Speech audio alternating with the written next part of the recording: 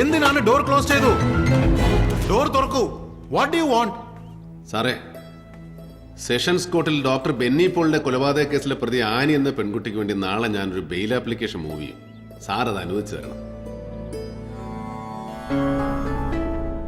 തീരെ നിർവാഹമില്ലാത്ത ഒരവസ്ഥയായതുകൊണ്ടാണ് ഞാൻ ഈ വരവ് വന്നത്.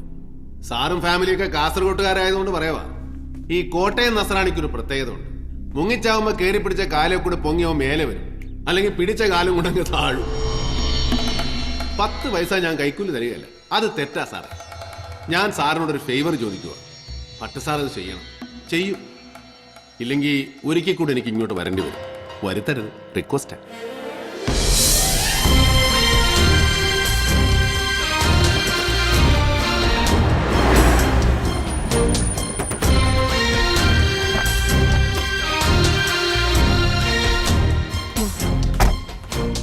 നിന്റെ അമ്മച്ചി കണകുണാന്ന് പറയും.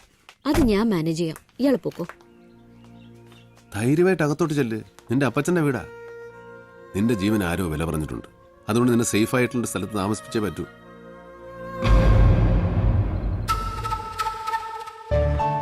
സാറാ,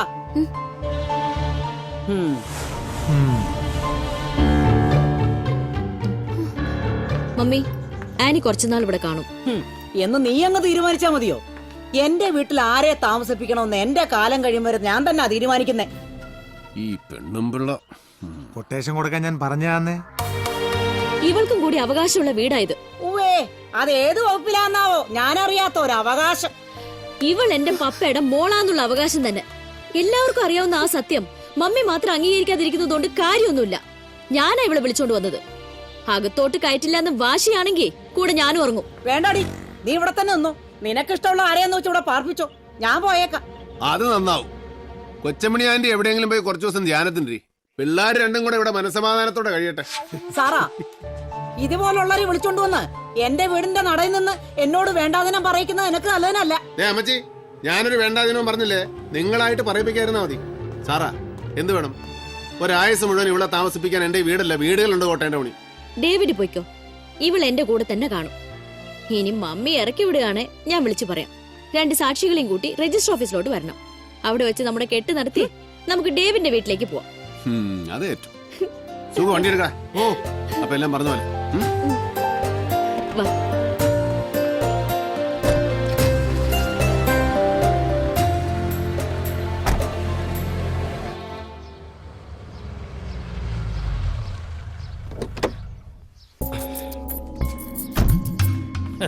ഉമ്മച്ചൻ വിചാരിച്ചാലും ചിലതെല്ലാം നടക്കണ്ടേക്ക്. നടന്നാ ഉമ്മച്ചന് കൊള്ളാം. ഞാൻ പറഞ്ഞ ഓർമ്മയുണ്ടല്ലോ, MC പോളിന്റെ മൂത്ത മോൻ.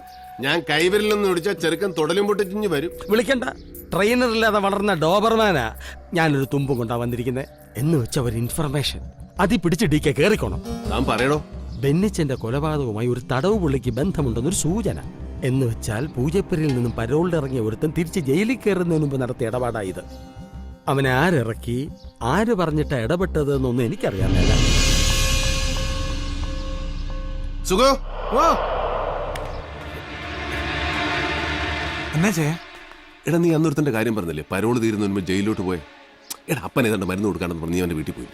ചുണ്ടൻ Baiju, care of Poojappura central jail. ഒരു ഊഹവാ, എന്നാലും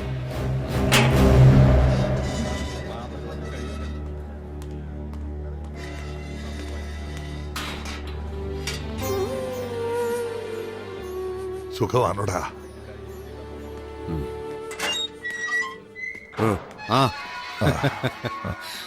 അപ്പനും മോനും കൂടെ ഒരു ഇൻഫോർമൽ മീറ്റിംഗിന് ചാൻസ് ഉണ്ടാക്കാം. രാജീവൻ സാറ്, ഞാൻ പറഞ്ഞായിരുന്നു നിന്നോട്. വരൂ, തുറക്കണു. വാ.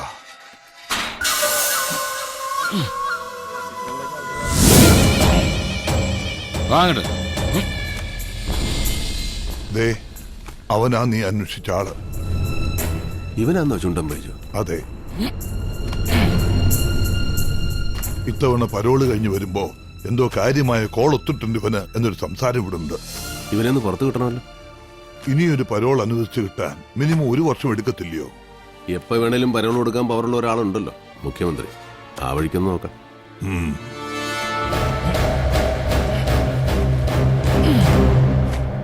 ആഭ്യന്തരം കയ്യിലില്ലാത്ത മുഖ്യമന്ത്രിയാ ഞാനെന്ന് സ്വാമിക്കറിയാലോ.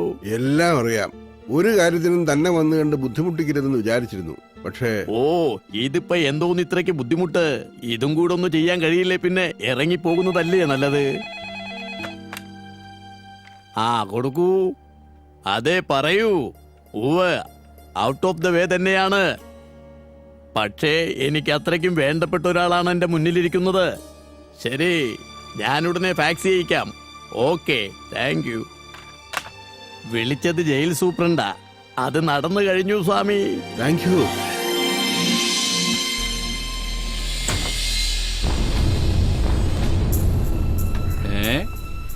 ഒരു പരോള് കഴിഞ്ഞിങ്ങോട്ട് വന്നല്ലേ ഉള്ളൂ. എന്താടോ CM-ന്റെ ഓഫീസിലൊക്കെ വലിയ പിടുത്തല്ലേ? ഓ, എന്നാ പറയാനാ സാറേ, അകത്തോട്ട് കയറാൻ പറയുന്ന പുറത്തോട്ട് ഇറങ്ങാൻ പറയുന്ന രണ്ടും നിങ്ങൾ തന്നെയല്ലയോ? ചെല്ല് ചെല്ല്.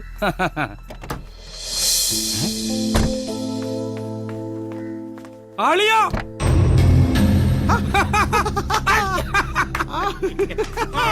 അളിയാ കോട്ടയത്തിനാണെങ്കിൽ കേറിക്കോ. എപ്പ കയറിയെന്ന് ചോദിച്ചാ മതി. വാ. നീ എന്നതാ ഇവിടെ?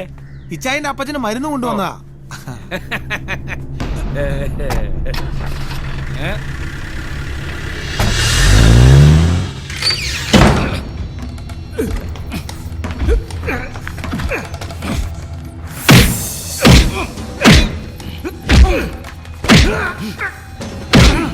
ഇച്ചായി ഇത് വെറുതെ കൈമനക്കടത്തിന് കേസാ. ഒന്ന് വായ തുറന്ന് കരയണ പോലില്ല പുല്ലൻ. ഇവൻ കരയുന്നത് നിനക്ക് കേൾക്കണം.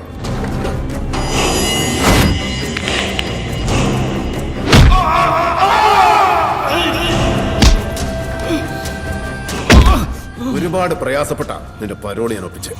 അത് നിന്റെ വായനാണ്ട് കാര്യം കേൾക്കാനാ. ബെന്നി പോളിനെ കൊന്നത് നീയാണോന്നും ആ പണി നിന്നെ ഏൽപ്പിച്ചത് ആരാണെന്നും രണ്ടും നീ തന്നെ പറയണം. പറടാ. പറയാം, ഞാൻ തന്നെ പറയാം.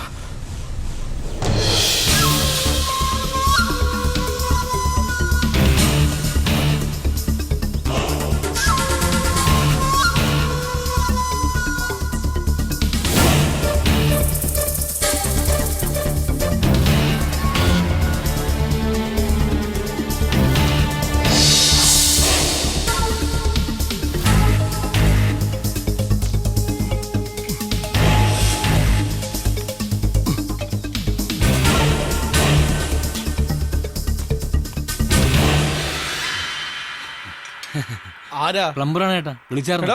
നിന്നേക്ക് എത്ര തവണ വിളിക്കണം? ആ മേലത്തെ മുറിയിലെങ്കിലും വെള്ളം വരുന്നില്ല. ഈ ബെന്നി കുഞ്ഞിന്റെ 100 ഈത്ത വിളി കേട്ട് നിൽക്കുവാ ഞാൻ. എളുപ്പം ഞാൻ നന്നാക്ക്. ശരി ഏട്ടാ. ഓ, പെട്ടെന്നാട്ടെ.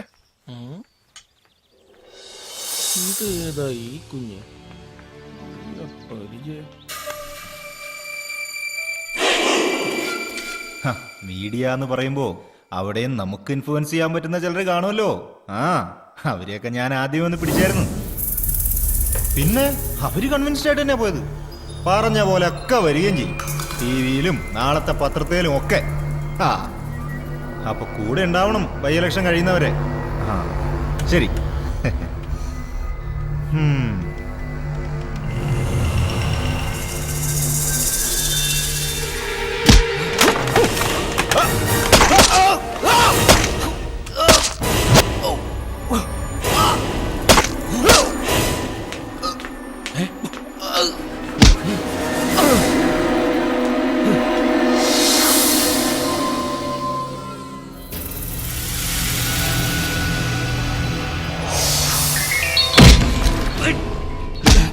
ഇവിടെ വാടാ.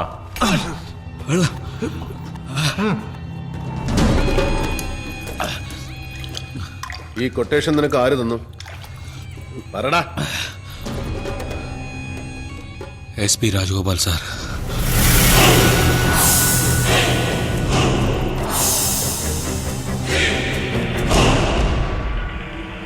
I can't believe this.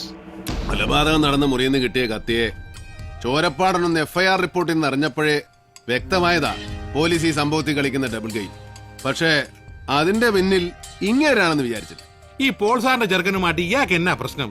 Direct involvement കാണണമെന്നില്ല. ഒരു മിഡിൽ മാന്റെ വേഷം. മറ്റാർക്കോ വേണ്ടി കൊലപാതകയെ അറേഞ്ച് ചെയ്ത് കൊടുത്ത ഒരു ഇടനിലക്കാരൻ. പണത്തിന് വേണ്ടിയാവാം, അല്ലെങ്കിൽ ബന്ധത്തിന്റെയോ ബാധ്യതയുടെയോ പേര്. ഇനി എങ്ങനെ അയാളുടെ കൂടെ എടുത്ത് സ്മാള് കഴിക്കുന്നേ?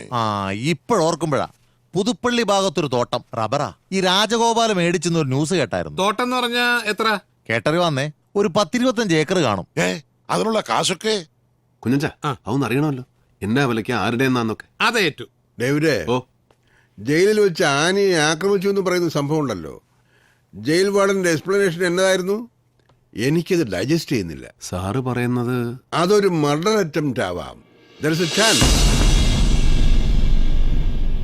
യെസ്.